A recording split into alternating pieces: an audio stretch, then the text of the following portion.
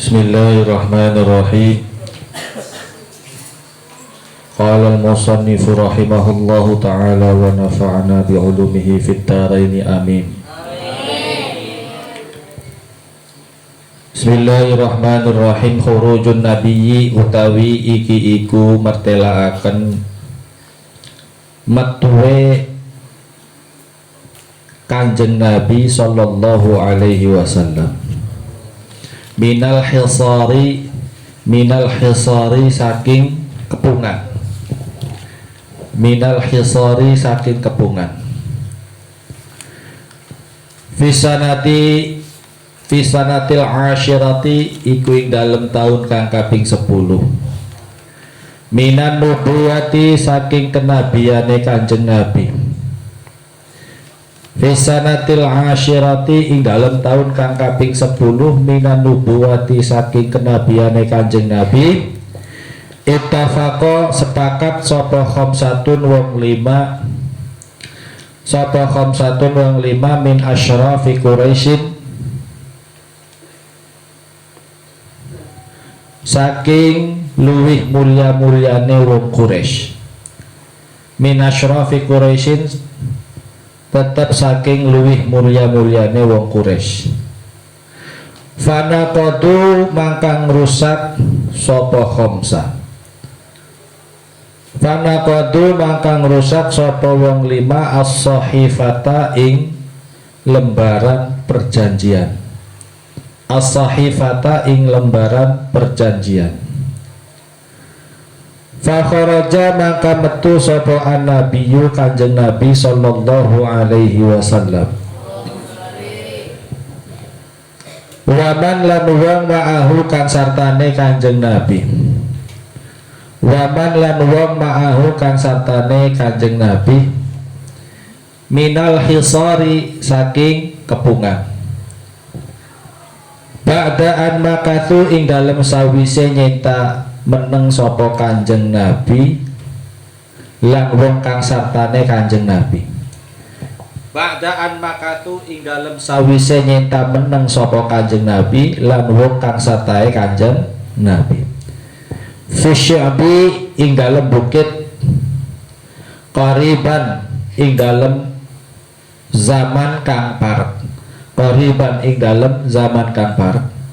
Min salati sanawatin saking telu piro-piro tahun. Min salati sanawatin saking telu piro-piro tahun. La yasilu ora teka ilaihim mari Kanjeng Nabi lan wong kang sartane Kanjeng Nabi. La yasilu ora teka ilaihim mari Kanjeng Nabi lan wong kang sartane Kanjeng Nabi apa syai'un suwiji-wiji minat to'ami saking panganan illa khufyatan angin samar, angin kelawan perkara kang samar, hatta akalu sehingga pada mangan sopo Kanjeng Nabi lan sartane Kanjeng Nabi. Hatta akalu sehingga mangan sapa Kanjeng Nabi lan wong kang sartane Kanjeng Nabi. Waraka syajari ing godhone pohon. Waraka syajari ing godhone pohon. Wa kana lan ana sapa ar-rasul utusan iku qad akhbaro teman-teman ngabaraken. Iku qad akhbaro teman-teman ngabaraken sapa Kanjeng Nabi andal aradata ing satuhune rayap. Andal aradata ing satuhune rayap. Iku qad akalat teman-teman mangan apa rayap as-sahifata ing lembaran perjanjian. As-sahifata ing lembaran perjanjian.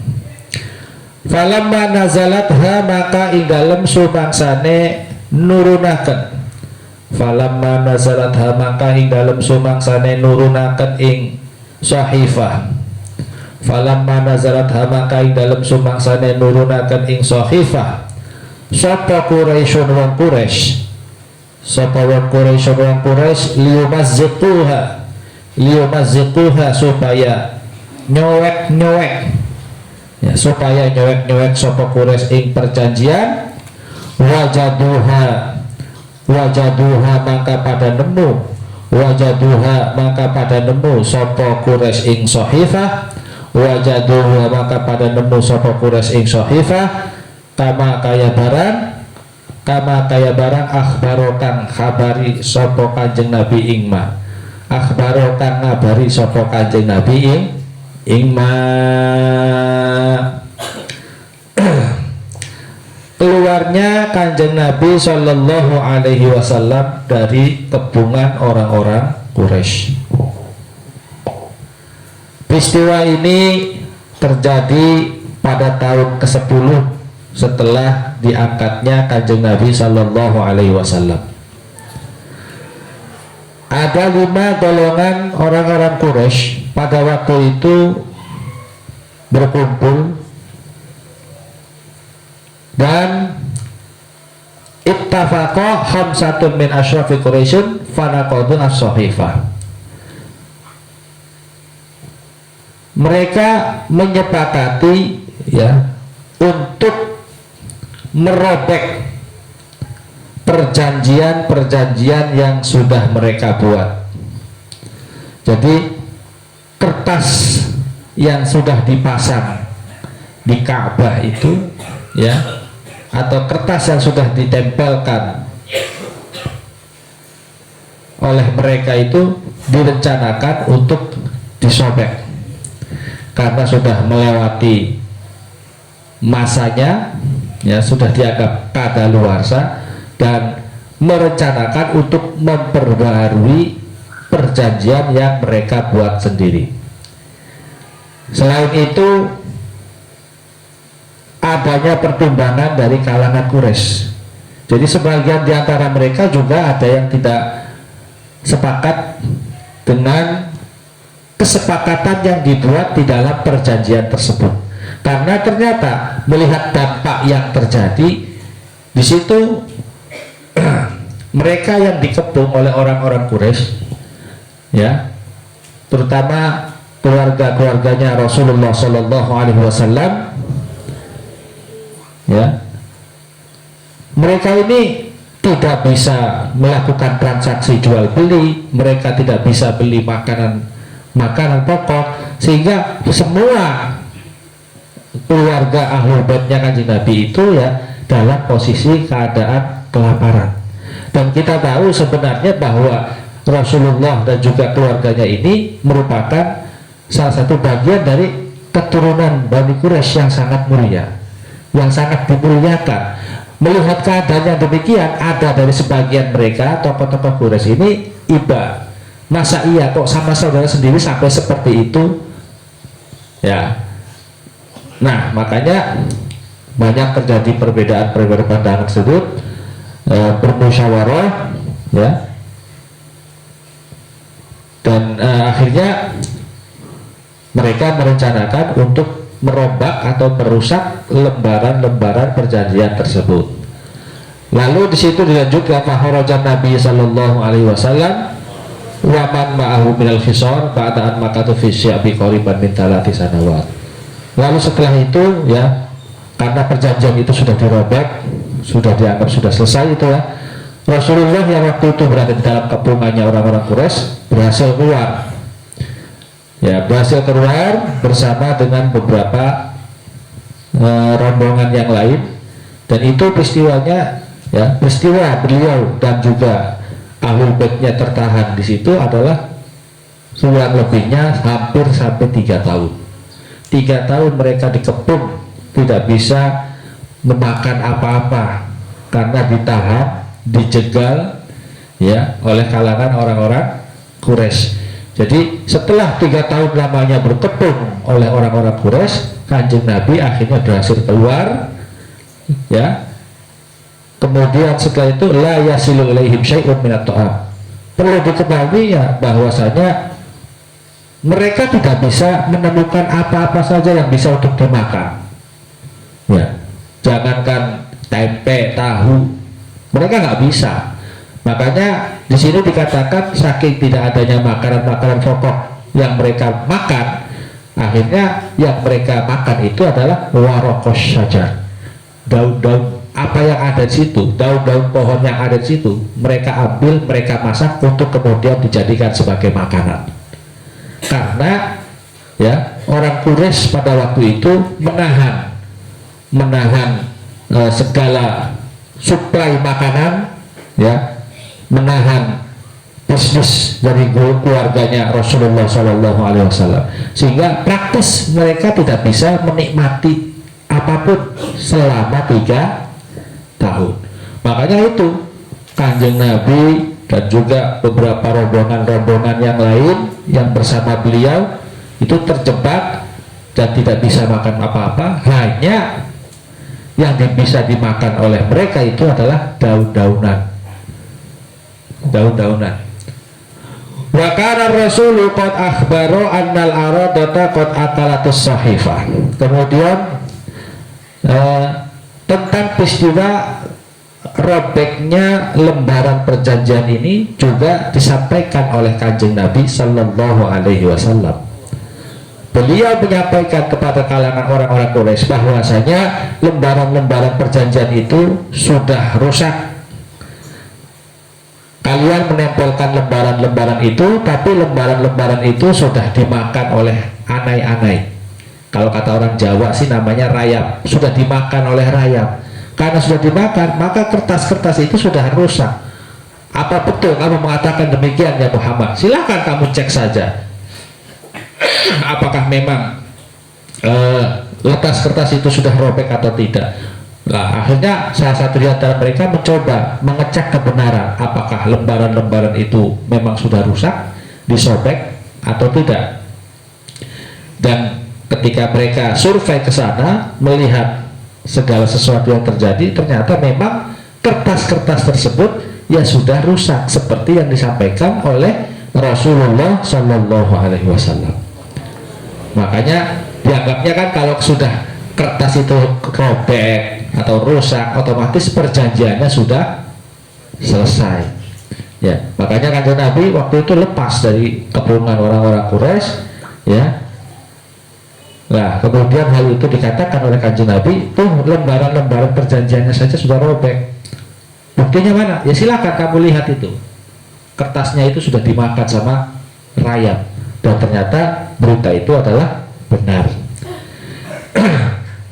As'ilatun utawi kiku pitakon fi ayyi sanatin ing dalam endin-dine taun nutidat dan rusak opo as-sahifatu lembaran. Pada tahun keberapakah lembaran perjanjian itu dirobek atau dirusak? Pada tahun ke-10 kenabiannya Kanjeng. Kam berapa? Maka tak mindel sopo nabi Kanjeng Nabi fil khisari ing dalam kepungan. Berapa lama Nabi dan keluarganya berada di dalam kepungan orang-orang Quraisy? 3. Hal kana yasilu ilaihi syai'un minat ta'am. Apakah mereka pada waktu itu menemukan segala macam bentuk makanan? Tidak. Bahkan Kanjeng Nabi dan mereka ya yang besertanya memakan makanan-makanan dari daun-daun yang ada di pohon. Bimada kelawan apa? Akhbaro ngawe kabar sopo Kanjeng Nabi qabla khurujihi ing dalam sedurung metuwe Kanjeng Nabi minal khisar saking kepungan. Kabar atau berita yang seperti apa yang disampaikan oleh Kanjeng Nabi sebelum keluar dari kepungan? Kabar apa yang disampaikan Kanjeng Nabi kepada mereka orang-orang Quraisy? Jawabannya apa? Kita tanya sama Wasid. Wasid pasti tahu. Berita apa yang disampaikan oleh Kanjeng Nabi sebelum keluar dari kepungan orang-orang Quraisy? Beritanya adalah bahwa kertas lembaran perjanjian itu telah dimakan oleh rayap sehingga kertas-kertas tersebut rusak. Ya. Al-khulasatu utawi iki kuringkasan fi sanatil asyirati dalam tahun kang ke-10 nuqidat dan rusak opo as-sahifatu lembaran perjanjian. Fakhoroja mangka medal sopo an-nabiyyu kanjeng Nabi sallallahu alaihi wasallam minal khisari saking kepungan ba'da talati sinina ing dalam sawise telu pira-pira tahun. Ba'da talati sinina ing dalam sawise telu pira-pira tahun. Kesimpulannya adalah pada tahun ke-10 kenabiannya kanjeng Nabi, perjanjian orang-orang Quraisy itu rusak. Lalu baginda Nabi Shallallahu Alaihi Wasallam berhasil keluar dari kepungan orang-orang Quraisy yang waktu itu mengepung beliau selama hampir 3 tahun. Nah, itu kesimpulannya tuh ya, kesimpulannya. Ini di dalam pelajaran agama di sekolah menengah ini nggak ada. Ya. Kalaupun di MTS paling adanya juga di SKI, ya SKI ada sejarah kebudayaan Islam. Tapi ya tidak terlalu jelimet karena SKI itu kan sifatnya global. Sejarah Islam tidak hanya pada saat zamannya Nabi, tapi zaman sesudah kehidupannya kanjeng Nabi. Misalkan menceritakan tentang kehidupan dari dinasti kerajaan Umayyah, ya. Menceritakan kerajaan Abbasiyah dan yang terakhir Turki Utsmani, ya. Yang mana Turki Utsmani ini ya penuh dengan lika-liku kehidupannya itu ya, penuh dengan intrik. Kalau kamu sering nonton dulu ada satu film yaitu yang menceritakan tentang kehidupan kerajaan Turki Utsmani, ya. Ada salah satu tokoh seorang raja yang luar biasa, ya, namanya Sulaiman, ya. Nah, pada masa zaman pemerintahan Raja Sulaiman ini ya yang namanya kerajaan Turki Utsmani itu luar biasa majunya, ya. Makanya pada saat itu disebut juga dengan nama abad kejayaan, Magnificent Century. Wow. Tapi di situ pun diceritakan ya tentang sesuatu kehidupan yang namanya juga manusia, ya wajar. Dimana Sulaiman ini mempunyai banyak gundik, ya kan di situ ada ceritanya kan, ya. Beberapa gundiknya itu salah satunya yang nantinya dijadikan istri adalah Hurem. Hurem. Nah itu memang begitu kenyataannya. Walaupun mungkin itu bisa diperdebatkan.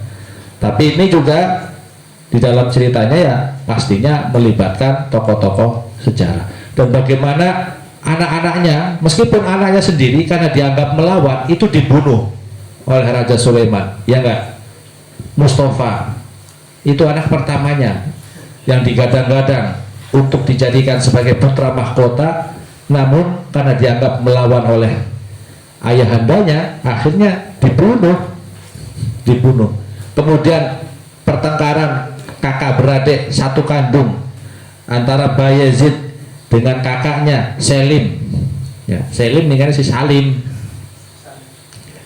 sampai akhirnya Bayezid itu dibunuh. Dan tidak hanya Bayezid saja yang dibunuh, anak-anaknya yang kecil-kecil juga dibunuh sama kakaknya. Tuh, itu kenyataan seperti itu.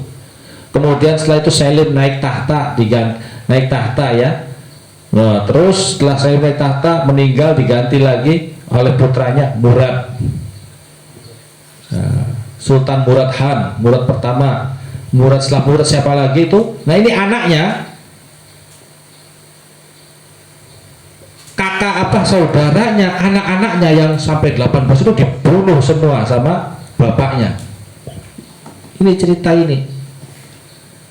Ya itu, kamu lihat aja di film Abad Kejayaan, begitu. Dianggap merongrong kedaulatan ayahandanya, dibunuh. Kakak adik sama-sama saling membunuh. Ya Allah. Sebenarnya kalau dilihat lagi agak sedikit miris ya, tapi ya intrik-intrik seperti itu pasti sering terjadi. Tapi jangan sampai begitu. Nah, Ini di SKI kan menceritakan itu kehidupan Turki Utsmani, Abbasiyah, Umayyah, kemudian setelah itu Islam pada saat sekarang seperti apa. Makanya cerita-cerita tentang Nabi pun juga tidak secara spesifik diceritakan secara lengkap oleh pelajaran SKI itu, ya. Makanya di sini ada istilah Khulasah Nurul Yakin. Meskipun ini kitabnya selalu sangat pendek, ringkas, tapi setidaknya kalian tahu, oh Nabi itu kehidupannya begini, oh Kanjeng Nabi ternyata menghadapi begini sama orang Quraisy. Sama seperti orang yang sekarang yang ngakunya Islam tapi selalu mepet-mepet, menjelek-jelekan, menghina mereka yang berbeda keyakinan. Nah, kalau ada orang Islam yang seperti itu sampai mencaci maki, menghina, menjelek-jelekan, menghardik, memaki, memarahi, ya itu tidak ubahnya sama seperti orang Quraisy. Kalau ada orang yang merasa dirinya paling Islam kemudian suka menghardik, suka memukul, ya tidak ubahnya sama dengan orang Quraisy. Nabi nggak pernah seperti itu. Ini akhirnya kenapa Islam itu semakin menyebar, karena akhirnya banyak yang simpati dengan perjuangannya Rasulullah Shallallahu Alaihi Wasallam. Kalau kita melakukan hal yang sama seperti orang Quraisy, bisa jadi mereka yang tidak suka dengan agama Islam itu akan banyak simpati dan akhirnya blunder buat kita. Paham? Loh. Wafdu Najrano summa qala wallahu a'lam bishawab. Al-Fatihah. Rabbi fanfa'na bi barakati wa